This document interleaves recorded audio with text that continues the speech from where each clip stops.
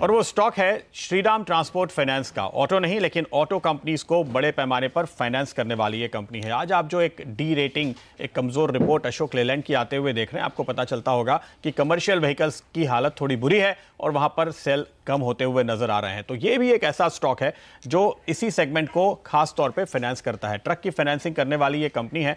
तो अगर अशोक लेलैंड के लिए आउटलुक कमजोर है, अगर वहां पर डाउनग्रेड्स आ रहे हैं, तो श्रीराम ट्रांसपोर्ट फाइनेंस का भी वैसा ही हाल होता हुआ दिखाई दे रहा है। आज ये थोड़ा सा ऊपर खुलकर आपको दरअसल बेचने का मौका दे रहा है।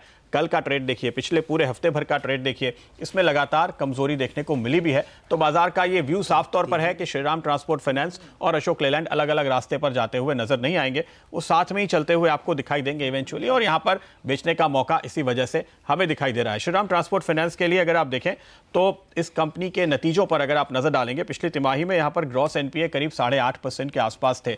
जिस तरह का माहौल है उसको देखते हुए इसमें रिकवरी होना, इसका बेहतर होना मुश्किल नजर आता है। और किसी एनबीएफसी कंपनी के लिए, जो कि एक फोकस्ड एनबीएफसी कंपनी है खास सेक्टर्स में, काफी ज्यादा ये एनपीए का आंकड़ा नजर आ रहा है। नेट एनपीए भी इनफैक्ट करीब 6% के आसपास बने हुए हैं।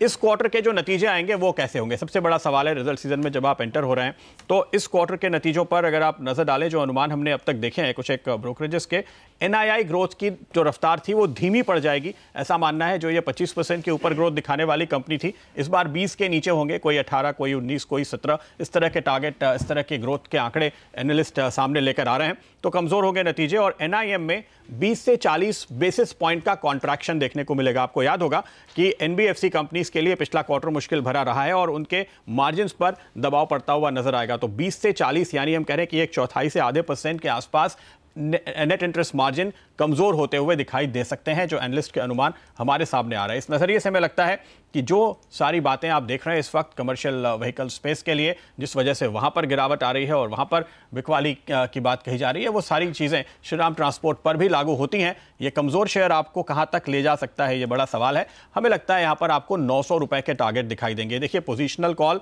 साफ तौर पर है। अगर आपको, हम आमतौर पर स्टॉप लॉस नहीं देते, क्योंकि फंडामेंटली जब आप कोई स्टॉक चुनते हैं तो वहां पर स्टॉप लॉस की जरूरत नहीं होती। इसके पहले हमने जो सेल कॉल आपको दिए हैं, चाहे वो अपोलो टायर रहा हो, चाहे वो आयशर रहा हो, आपने देखा है उनमें किस तरह की गिरावट आई है।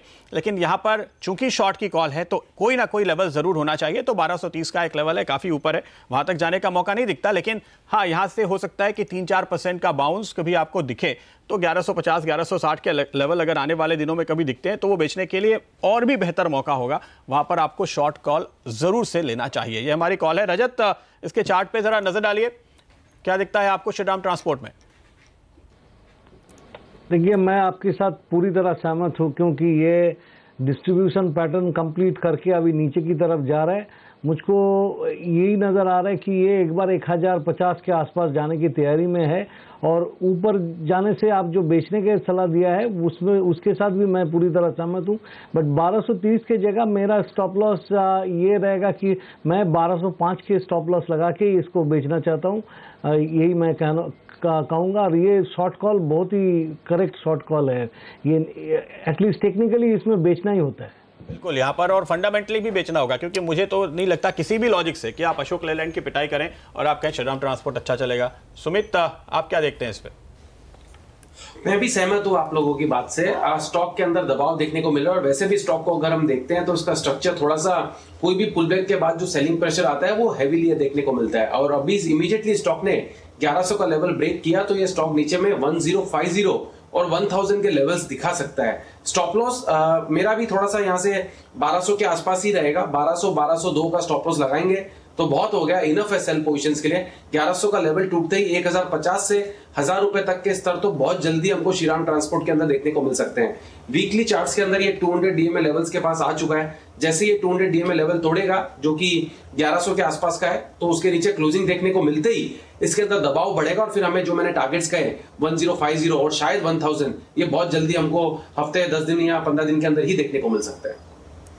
ऑलराइट, तो इस पर रखिएगा नजर। ये शॉर्ट साइड का आइडिया, बागले साहब आप भी कुछ ऐड करेंगे?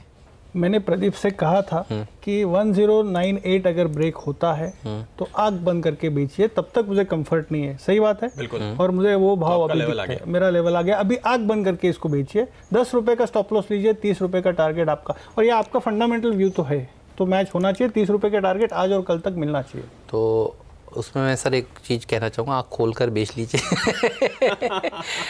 बेचिए, इन शॉर्ट ये राय निकल कर आ रही है। बाजार में भी देखिए कमजोरी देखने को मिल रही है। 10,900 प्रदीप ने चार्ट बना लिया, ये कहना पड़ेगा। अच्छा, सॉरी क्यों? लेकिन नहीं मतलब मैं कंफर्टेबल नहीं था। अच्छा, अभी मुझे बहुत ज्यादा कंफर्ट है। ओके, बात। और 10,908 है आज का लो बाजार में। लेकिन आप देखिए 10,900 तो नहीं टूटा है, लेकिन एडवांस डिक्लाइन रेशियो पिछले कुछ दिनों से लगातार कमजोरी की तरफ ही है। 2 बढ़ने वाले शेयर के सामने 3 गिरने वाले शेयर। मिड कैप्स में हालत कमजोरी वाली नजर आ रही है। मेटल स्टॉक्स में सबसे ज़्यादा दिक्कत है। तो ग्लोबली जो चिंताएं बन रही हैं वो यही बन रही हैं कि चाइना वाली समस्या अभी सुलझ नहीं पा रही है। और मेटल्स देखिए हमारी टिकर टीम दिखा रही है सबसे ज़्यादा प्रेशर में नज़र आ रही है। तो स्क्रीन के साथ रहते हैं, जहाँ पर सबसे ज़्यादा एक्शन है उसकी बात करते हैं।